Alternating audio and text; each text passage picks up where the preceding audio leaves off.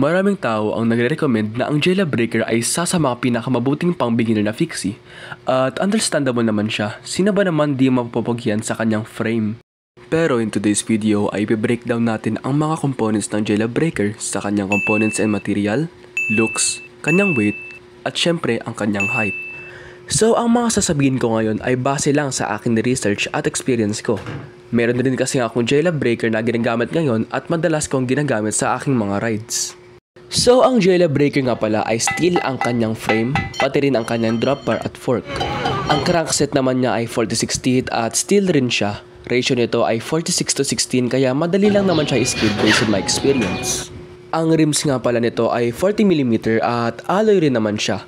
Ang pedals nga pala nito ay classic pedals lang na di pa dilagyan ng strap, kaya pag bibili kayo nito ay suggest ko ay pagsabay nyo na rin ang pedals.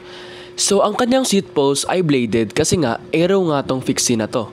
Suggest ko lang ay ibahin nyo na agad ang crankset nito at all goods na kayo. So sa looks naman niya ay maangas rin naman, pampogi talaga, pero ang bike na to para sa akin ay parang pang chill rides lang at di gaano pang speed talaga.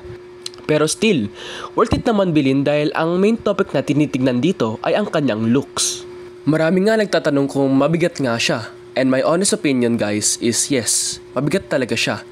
Nabubuhat ko naman siya over sa shoulder at minsan sumasakit. Pero don't worry guys, palitan nyo na lang ang kanyang components nito kagaya ng wheelset, crankset at drop bar at iba sa mas magaan na material kagaya ng carbon. At pag pinalitan nyo to ay all goods na kayo. Sa height naman nito ay pwede naman siguro ang 5 foot pataas na di na kayo mahirapan sa pag-ride nito. Siguro mga 5'7 na ako at nararide ko naman ang Jailbreaker ng madalian. So in conclusion, maganda naman ang Jailbreaker kung ang hanap nyo ay aero at looks.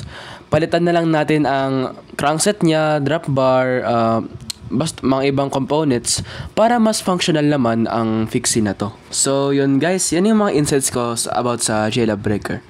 At kung bibili rin kayo nito, nabebenta naman to sa TikTok shop kay JL Antelope. Marami rin naman siyang ibang magandang bikes na tulad ng Solana Ranger, JLab Supreme, JLab 261 at iba pa.